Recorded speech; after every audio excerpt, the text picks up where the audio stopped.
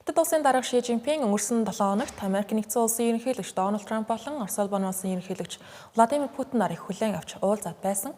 Тэгвэл энэ сарын сүүлээр эсвэл эх сарын эхээр тэрээр Хойд Солонгос улсын өдөртөгч Ким Жон Унтай Хойд Солонгос улсад уулзаж магадгүй талаар Өмнөд Солонгос улсын Янхой агентлагаас мэдээлж байна.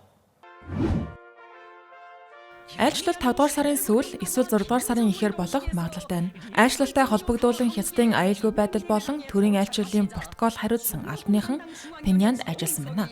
Өмнөд Солонгосын гадаад хэргийн яамнаас энэ талаар мэдээлэхдээ Хойд Солонгос болон Хятад улсын хоорондын харилцаа төрийн айлчлалууд нь Солонгосын хойгийн энх тайван доктортой байдалд хувь нэмэр оруулна гэж найдаж байгаа бөгөөд Хятад улс бүтээлж үүрэг гүйцэтгэнэ гэж үзэж байгаагаа илэрхийлсэн ч Ши Жинпиний айлчлалын талаарх мэдээлэлд шууд тайлбар өгөхөөс татгалзжээ. Хятад улс нь Хойд Солонгос улсын эдийн засаг улс төрийн хувьд хамгийн чухал түншүүд нэг. COVID-19 сар дахлын үеэр намдуу байсан харилцаагаа сэргээхэр хоёр тал сүүлийн жилүүдэд идэвхтэй ажиллаж байна. Тухайлбал Ким Жон Ун өнгөрсөн жил Бээжинд айлчилж Ши Жинпин болон Орос улсын ерөнхийлөгч Владимир Путинтэй хамт цэргийн томоохон парадад оролцсон билээ. Мөн Хятад улсын гадаад хэргийн сайд Ван И 4-р сарын 9-ноос 10-ны өдрүүдэд Хойд Солонгос улсад айлчилсан нь 2019 оноос хойших анхны айлчлал болсон байдаг. Тэрээр зөвхөн Хойд Солонгос улсын гадаад хэргийн сайд Чой Сон Хуйтай уулзаад зогсохгүй Хойд Солонгосын өдөртөгч Ким Жон Унтай мөн уулзсан юм. Энэхүү уулзалтын үеэр олон улс тогтворгүй байгаа ийм нөхцөлд хоёр улс аюулгүй байдал болон хөгжлийн ашиг сонирхлоо хамгаалж дэлхийн томоохон асуудлуудаар уялдаа холбоогоо бэхжүүлэх ёстой хэмээн уулзалтаа дүнсэн байдаг. Тэгэхэр Ши Жинпиний Хойд Солонгос дахь айлчлал болбол энэ нь Хятад улсын өдөртөгч болсноос нь хойших тус улсад хийж байгаа хоёр дахь айлчлал нь болох юм. Тэрээр 2019 онд Пхеньянд айлчилж ажээ. Талууд дипломат уулзалт айлчлалуудаа огцом нэмж байгаагаас гадна Бээжингийн талаас Пхеньян руу шууд нислэг болон зорчигч тээврийн галт тэрэгний үйлчилгээг сэргээгээд байгаа. Гэхдээ Хойд Солонгос улс цар тахлын үеэс хойш зөвхөн Орос улсын жуулчдыг хүлээн авч олон улсын жуулчдад хилээ бүрэн нэгээгүй хэвээрээ байгаа юм. 2020 онд COVID-19 сар тахалтай холбоотойгоор Хойд Солонгос улсын хил хаагдахаас өмнө тус улсыг зорж байгаа жуулчдын хамгийн их хэсгийг Хятад улс бүрдүүлдэг байсан юм. Серб улсын ерөнхийлөгч Александр Вучич Бээжин хотод төрийн айлчлал хийлээ. Тэрээр ардын их танхимд болсон ёс сурлын үеэр Хятадын найрамдлын одон хүртсэн байна. Мөн тэрээр Бээжинд хийж байгаа айлчлалынхаа үеэр хоёр улсын стратегийн түншлэлийг улам бэхжүүлэх асуудлуудыг хэлэлцэж байгаа гэдгийг хэллээ.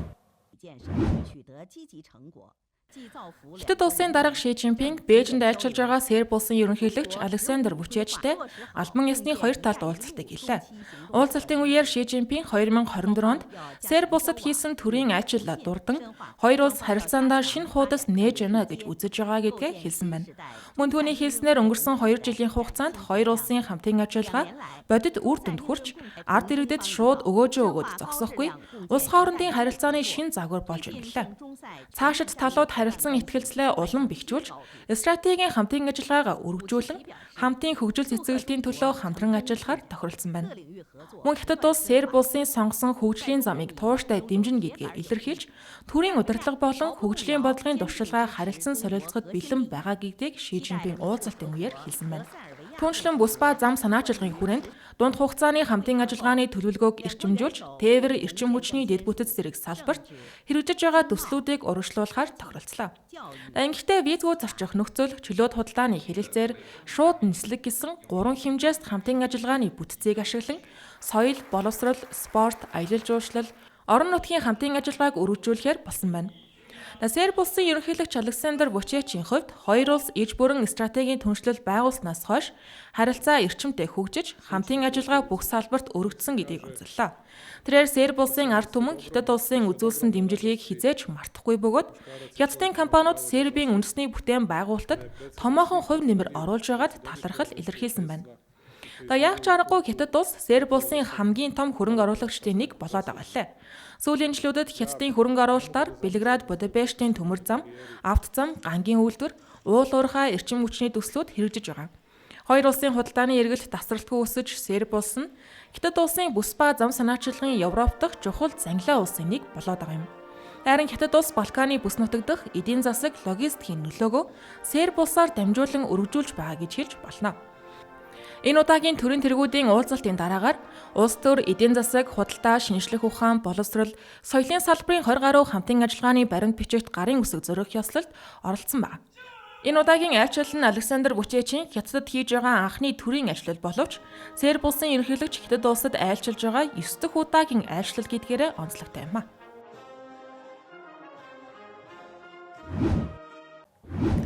Аз намхан далайн хамтын ажиллагааны гишүүн 21 улсын худалдааны сайд нар Хятад улсад цугларч 2 өдөр үргэлжилсэн уулзалтаа хамтарсан мэдээлэлтэйгээр өндөрлүүлж байна. Энэхүү уулзалтын үеэр бүс нутгийн эдийн засгийн интеграцийг бэхжүүлэх дамлалтаа дахин баталсан байна. Намаг хэлэлцүүлгүүд худалдааны либералчлал, нийлүүлэлтийн сүлжээний тогтвортой байдал, ногоон хөгжил зэрэг асуудлууд дээр төвлөрсөн байна. 2 өдөр үргэлжилсэн уулзалтын дараагаар Сөжөө хотод болсон сайд нарын уулзалтыг даргалсан Хятад улсын худалдааны сайд Ван Вентао бүс нутгийн болон дэлхийн эдийн засгийн томоохон асуудлуудаар худалдааны төлөөлөгчид нээлттэй гүнзгий хэрэгцүүлэг өрнүүлсэн талаар мэдгдлээ.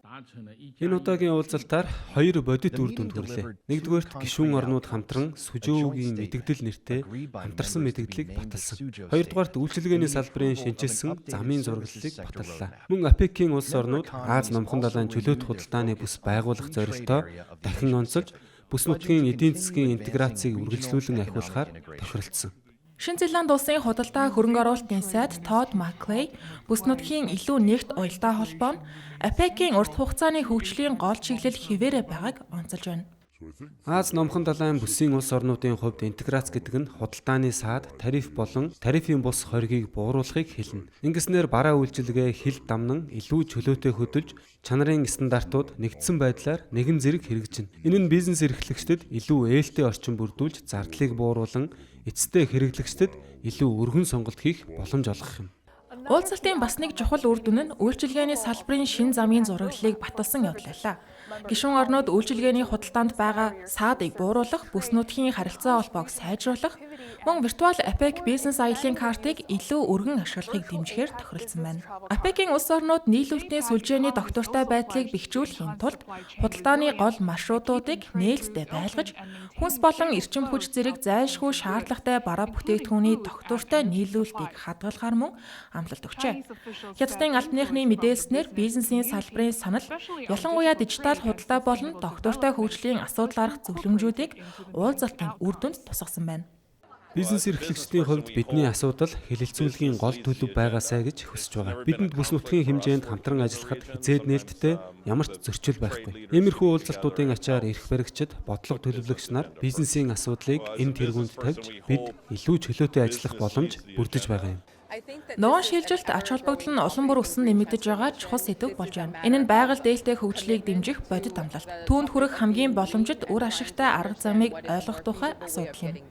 Хагас дамжуулагчийн бизнес эрхэлдэг компанийн хувьд нийлүүлэлтийн сүлжээг хамгаалах нь маш чухал. Үүнийг хэрхэн хангах вэ гэдэг асуултын хариуг бид энэ 2 өдрийн уулзалтаас олох байх гэж найдаж байна. Магадгүй засгийн газруудын дэмжлэг хамтын ажиллагааны тухай илүү түлхүү яригдах байх. Хятад улсын худалдааны сайд Ван Вентао уулзалтын үр дүнг олон талын хүчин чармайлтаар бий болсон чухал ахиц хэмээн тодорхойлж, энэ оны сүүлээр Шинжаан хотод болох Аз намхан далайн эдийн засгийн хамтын ажиллагааны улс орнуудын удирдагчдын уулзалтын өмнө Сүжөөд хүрсэн зөвшөлтслийг хэрэгжүүлэхийн төлөө Хятад улс бусад гишүүн орнуудтай үргэлжлүүлэн хамтран ажиллана гэдгээ мэдгдлээ. Өнгөрсөн 7 хоногт Хятад улсад нийгмийг зочроосон нэгэн томоохон осол гарсан талаар үргэлжлүүлэн мэдээлэх гэж байна. Тэгэхээр Хятад хойд нутгийн нэгэн нүүрсний уурхайд газын дэлбэрэлт болж 82 хүн нэг дор амьсаа алдсан харамсалтай хэрэг гарсан байна. За энэ нөр сүүлийн 17 жилд тус улсад болж байгаа хамгийн долоон хүний амьсгалсан уурхайн осолд тооцогдож байгаа юм. Албаныхан уурхайн аюулгүй ажиллагааны зөрчилтэй холбоотойгоор уурхайн оператор компанид мөрдөн шалгалтыг эхлүүлсэн байна. Мөн цаашд нүүрсний уурхайн салбарт тэр чигтэн шалгалт хийхээр болсон гэдгийг зарлалаа. Синхua агентлгийн мэдээлснээр Баасан гарагт Шанси мужийн Цинюан тойрогдох Юшэнью уурхайн гүнд 247 ажилтан ажиллаж байх үед газын дэлбэрэлт болсон байна. Дэлбэрэлт болсон даруйд уурхай руу орох хэсгийг цагдаа хамгаалтынхан бүсэлж, түргэн тусламж болон онцгой байдлынхан ажилласан боловч аль хэдийн амиргдсан хүмүүсийн тоо 82-т хүрсэн байна. Осол гарсны дараахан нас орсон хүний тоог 90 гэж мэдээлж байсан боловч дараа нь 82 болгон бууруулсан байгаа юм а. Албаныхан ослын дараах эмх замраагүй байдал, уурхайн оператороос өгсөн хүргэсэн буруу мэдээлэлээс олж амьд хүмүүсийн тоог зөрүүтэй мэдээлсэн гэж тайлбарсан байна. Амин одоогоор 2 хүн сургаггүй хэвээрээ байна. Эмнэлэгт хүргэгдсэн гэмцэн хүмүүсийн олонх нь газанд хордож ухаан баларцсан гэж мэдүүлжээ. Дэлбэрэлтийн дараагаар Хятад улсын дарга Ши Жинпинг Оросын шалтгааныг нарийвчлан шалгаж, буруутай этгээдүүдэд хариуцлага тооцохыг үүргэсэн байна. Бээжингээс баруун өмнө зүгт орших 34 сая орчим хүн амтай Шанси мужид Хятад улсын нүүрс олборлолтын гол бүс нутгаа. Дэлбэрэлтийн дараагаар ойролцоох бусад уурхаанууд үйл ажиллагаагаа хэсэгчлэн зогсоожээ. Орон нутгийн их баригчдын мэдээлснээр тус уурхай нь хууль тогтоомжийг ноцтой зөрчсөн гэж байгаа боловч яг ямар зөрчил гаргасан болохыг наривчлан тайлбарлаагүй байна. Хятадын CCTV телевизийн мэдээлснээр уурхайн өгсөн зураг төсөл бодит газрын зохион байгуулалттай таараагүй нь аврах ажиллагаанд саад учруулсан гэлээ. Хятад улсад энэ мэтчилэн уул уурхайн осол түгээмэл гардаг байсан үе бий. Их баригчид сүүлийн жилүүдэд аюулгүй байдлыг сайжруулах чиглэлээр олон арга хэмжээ авч хэрэгжүүлсэн боловч энэхүү ослоос урьдчилан сэргийлэх боломж байсангүй. Тиймээс энэ удаад орон нутгийн их баригчид нүүрсний уурхайн салбарт тэр чигтэн шалгалт хийхэд зарласан байна. Үүнд уурхайн хийн зайлуулах систем, агааржуулалт, аюулгүй байдлын хяналтын систем, газар доорх бүтцийн шалгалтууд багтах юм байна. Ийм өргөн хэмжээний шалгалт нь Шанси мужийн нүүрсний олборлолтоос олдог орлогод сөргөөр нөлөөж болзошгүй байна. Уг мужийн жилдээ ойролцоогоор 1.3 тэрбум тонн нүүрс олборлох хүчин чадалтай. Өнгөрсөн жил Хятад улсын нийт нүүрсний олборлолт 4.8 тэрбум тоннд хүрч байсан.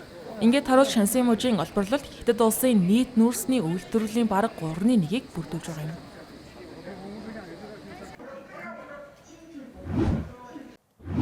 Өргөжлөл Хятад улсын технологийн салбарт болж байгаа онцлог шинэ мэдээллүүдээс хүргэе. Хятадын Шинжао 23 сансрын хөлөг амжилттай хөөрч 3 сансрын нисгэгч сансрын станц руу илгээлээ. Тэд Тэнгүүн сансрын станц дээр 200 гаруй хоног ажилласан Шинжао 21 багтай ээлж солилцсон. Нислэгийн 3 гишүүний нэг нь Тэнгүүн станц дээр бүтэн 1 жил ажиллах төлөвлөгөөтэй байгаа юм. Энэ нөрөө дэлхийн сансар судлалын түүхэнд хамгийн урт ганцаарчилсан сансрын нислэгүүдийн нэг болж байгаа юм. Сансрын хөлөг Хятадын баруун хойд нутгийн Жисян хиймэл дагуул хөөргөх төвөөс хөөрсөн. Энэ удаагийн нислэгийн багт командлагч Жу Янжу, сансрын нисгэгчид болох Жан Живан болон Лай Кайнер багтаж байна. Багийн бүрэлдэхүүнээс Лай Кайн олонний анхаарлыг хамгийн ихээр татаж байна. Тэрээр Хонконгод төрж өссөн цагдаагийн газрын ахлагч асан бөгөөд сансар руу нисж байгаа Хонконгийн анхны сансрын нисгэгч болж байна.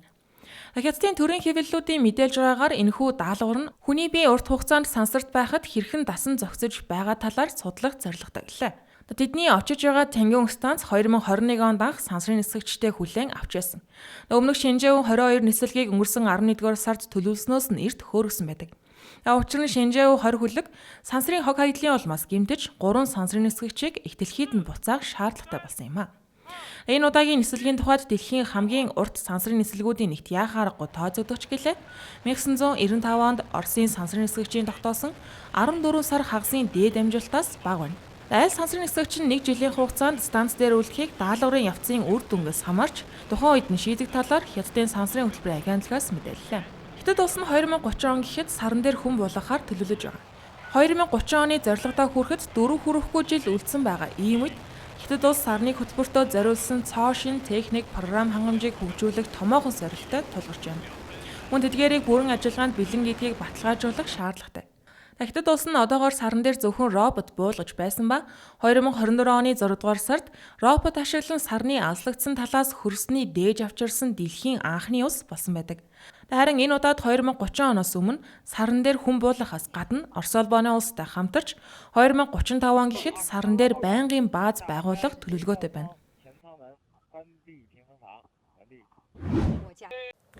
Америк нэгдсэн улс болон Хятад улсын харилцаа холбоонд эдийн засаг технологийн салбарт дах томоохон хориг арга хэмжээнүүд ихээхэн саад учруулдаг. Тэгвэл үүнээс үл харгалзан Хятад төдийг дэлхийд тэргүүлэгч технологийн компани болох Huawei компани эх 5 жилийн дотор шинэ технологи ашиглан салбартаа тэргүүлэх дэвшилтэт технологи бүхий чип үйлдвэрлэнэ гэдгээ зарлалаа. Шанхай хотны улсын хагас дамжуулагчийн симпозиум дээр Huawei компани мэдэгдэхдээ 2031 он гэхэд тус компани хамгийн дэвшилтэт чипүүд 1.4 нанометрийн процессорын түвшний транзисторын нэгтралтай болно гэсэн байна. Энэхүү зорилтын чип үйлдвэрлэлийн салбарт ихээхэн чухал ач холбогдолтой юм. Учир нь Хятадын хамгийн сүүлийн үеийн дэвшилтэт технологийн дагуу батлагдсан чип үйлдвэрлэлийн хүчин чадал одоогийн байдлаар ойролцоогоор 7 нанометрийн түвшинд гэж үздэг юм байна. Харин 1.4 нанометр нь чип үйлдвэрлэлийн технологийн дэвшлийн хувьд дэлхийн хамгийн дээд түвшинд ойртох үзүүлэлт гэж тооцогдож байна. Дэлхийн хамгийн том чип үйлдвэрлэгч Тайваны TSMC компани одоогийн байдлаар 2 нанометрийн үйлдвэрлэлийн технологиг ашиглаж байгаа. 2028 он гэхэд 1.4 метрийн процессорыг олон тоогоор нь үйлдвэрлэлд нэвтрүүлэхээр төлөвлөж байгаамаа. Америк нэгдсэн улсын зүгээс бүгд найрамдахад ард улсад дэвшилтэд литографийн төхөөрөмж болон хагас дамжуулагч үйлдвэрлэлийн бусад технологиудыг нэвтрүүлэхийг хязгаарласан тул хятад улс зөвхөн уламжлалт үйлдвэрлэлийн аргаар ийм өндөр түвшинд хүрэх магадлал багатай гэж үздэг. Huawei-ийн шинэ технологи бүхий дэвшилтэд чипний нээлтэнд ихээхэн ач холбогдол өгч байгаа явдал нь хятад улсын хувьд дэвшилтэд технологийн хөгжил нь ирээдүйн эдийн засгийн өсөлт болон геополитикийн чухал тулгуур баг нь болж байгаатай холбоотой юм а. Huawei компани энэ жилийн сүүлээр танилцуулгаар төлөвлөж байгаа Kirin ухаалаг утасны чип нь Logic Fold-ын хэмээх Tau Scaling архитектурын шийдлийг анх удаа ашиглаж байгаа гэдгээрээ онцлог бөгөөд энэ нь чипийн доторх холболтыг богиносгож гүйцэтгэлийг мэдэгдэхүйц сайжруулна хэмээн мэдэгдэжээ. Түүнчлэн Logic Fold-ын технологиг 2030 он гэхэд Huawei Ascend чипүүдэд мөн хэрэглэх ба энэхүү технологиг өгөгдлийн төвүүдийг ажилуулах олон тооны чипээс бүрдсэн томоохон химэлоины кластеруудад ч мөн адил ашиглах боломжтой гэжээ. Тус компани Ascend чипүүдийн эрэлт энэ жил хятадд өссөн үзүүлэлттэй байгаа нь дотоодын технологийн компаниуд Америк нэгдсэн улсын Nvidia компаниас худалдаа авдаг процессорын оронд ашиглах хувилбар гэж хайж байгаатай холбоотой. Учир нь Nvidia-гийн хамгийн дэвшилтэд химэлоины хятадд худалдаалахыг хориглоод байгаа. Nvidia компани гүйцэтгэх захирал Jensen Huang энэ сарын ихээр тус компани хятадын химэлоины чипний зах зээлд эзлэх байр суурь Huawei компани алдсан гэж мэдгдсэн. Nvidia-ны график процессор химэлоины техник хангамж болон өндөр гүйцэтгэл бүхий тооцооллын чиглэлээр мэргэсэн дэлхийн зах зээл дэх тэргүүлэгч Америкийн технологийн компани юм а. Хятадын Huawei компанийн хувьд харилцаа холбооны тоног төхөөрөмж болон хэрэглээний электроникийн чиглэлээр мэргэсэн хятадтай төдийгүй дэлхийд тэргүүлэгч технологийн компани өгөөд 1987 онд байгуулагдсан. Бүгд найрамдахад ард улсын Шинжээ хотод төвдөө бөгөөд тус компани анхандаа хятадд ховийн автомат телефон станцын системүүдийг дахин боловсруулах үйл ажиллагаанд төвлөрч байжээ. 2025 оны байдлаар тус компани ухаалаг гар утасны зах зээлд ялангуяа хятадд ихээхэн хувийг эзэлсээр байна. Хятадын эдийн засгийн хамгийн том төвүүдийн нэг болох Хөхмөрний Дельта бүс гэдэгт Шанхай хот болон Жансу, Жиажиан, Анху мужууд багтдаг. Тэгвэл энэхүү бүсийн хурал Шанхай хотод болж дэлхийн хамгийн эрчимтэй хөгжиж байгаа аж үйлдвэрийн экосистемүүдийн нэгийг байгуулах зорилго бүхий шинэ төлөвлөгөөгөө танилцууллаа. Хөхмөрний сав газрын интеграцийн форумын үеэр үс дамнасан төрийн үйлчилгээний 10 шинэ төслийг танилцууллаа. Эдгээр санаачилга нь бизнес эрхлэгчдэд төрийн үйлчилгээг илүү шуурхай хүргэх, эмнэлгийн шинжилгээний хариуг харилцан хүлээн зөвшөөрөх тогтолцоог дор хаяж 400 байгууллагад хэрэгжүүлэх, мөн соёл, аялал жуулчлалын хамтарсан арга хэмжээг өргөжүүлэхэд чиглэж байна. Үүнээс гадна хиймэл оюун ухаан, биотехнологи зэрэг салбарт бүс нутгийн хүний нөөцийг нэгтгэсэн инновацийн 12 консорциум байгуулагдсныг зарлалаа. Энэ бүхнийг дэмжих ажлын хүрээнд тээврийн шинэ 44 холбоос шугам байгуулах төлөвлөгөөг мөн танилцуулсан байна. Энэхүү хамтын ажиллагааны бодит жишээ нь 4 цагийн аж үйлдвэрийн тойрог, төвд нь хүн дүрс роботын үйлдвэрлэл байх юм. Энэ үйл явц нь өндөр зохион байгуулалттай хамтын сүлжээг бий болгож байна. Шанхай судалгаа хөгжүүлэлт болон эцсийн угсралтыг хариуцж байгаа бол хөрш Жансу муж мотор, үе холбоос зэрэг гол эд ангийг нийлүүлж байна. Жижиг муж роботын мэдрэгхүйг хариуцж өгөгдөл боловсруулах дэвшилтэд сургалт болон роботын гарын мэдрэгчтэй захин марсыг хөгжүүлж байна. Харин Анху муж роботын мэдрэлийн төгсгөл гэж хэлж болох өндөр наривчлалтай микро мэдрэгчүүдийг бүтээж байгаа юм. Ийхүү бүс нутгийн интеграц нь тус тусын давуу талыг нэгтгэн дэлхийн зах зээлд өрсөлдөх нэгдсэн хүч болон хуургаж байна. Хөхмөрний сав газрын бүрэн хэмжээний аж үйлдвэрийн сүлжээгүүгээр ийм хурдцтай хөгжил бий болох боломжгүй юм. Манай үндсэн нийлүүлэгчид маш хурдан хугацаанд бидэнд хариу өгч алдаа дутагдал гарсан даруйд засдаг. Үүний үр дүнд туршилтын загвараас эхлээд масс үйлдвэрлэл хүртэлх хөгжүүлэлтийн мөчлөгийг 1 жилээс 6 сар хүртэл богиносгож чадсан. Газар зүүн ойр байдал нь зөвхөн логистикийн зардлыг бууруулаад зогсохгүй, шуурхай хамтын ажиллагаа, инновацийг бий болгож байна. Бидэнд түншүүдтэйгээ хамтарсан баг байгуулж, бүтээгдэхүүний тодорхойлолтын шатнаас эхлэн асуудлыг хамтдаа шийдвэрлэж байгаа. Бид роботын хүрэлцэх болон харааны өгөгдлийг симуляц орчин дох дуурайлган суралцах процессд ашиглаж өгөгдлийн эргэх холбооны системийг бий болгож байна. Манай уян мэдрэгчүүд нь хиймэл оюун ухааны бодит орчин дох мэдрэхүүн сохор цэгүүдийг шийдвэрлэх шинэ гарц болж байна. Яг одоо Анихуу мужид 200 гаруй компани үйл ажиллагаагаа явуулж байна. Ингэснээр гол мэдрэгчийн нийлүүлэлтээр гадаадын хамаарлыг бууруулж, техник хангамжийн чухал сул орон зайг нөхөж чадлаа. Цаашид эдгээр дөрвөн бүс нутаг тус бүрийн онцлог давуу талаа нэгтгэн, тархаа бутархай нөөцийг аж үйлдвэрийн нэгдсэн хүч болгон хөгжүүлэх болно. Энэхүү хамтын ажиллагааны өр нөлөө эдийн засгийн үзүүлэлтээс тод харагдаж байна. Хөх мөрний сав газрын бүс нутгийн эдийн засгийн нийт хэмжээ 2025 онд бараг 35 их найд юанд хүрч Хятад улсын дотоодын нийт бүтээгдэхүүний 4/1-ийг бүрдүүлжээ. Хятадын 7 хоногт нэвтрүүлгийн ээлж дугаар та бүхэнд хүрлээ. Анхаарлаа хандуулсан бол баярлалаа.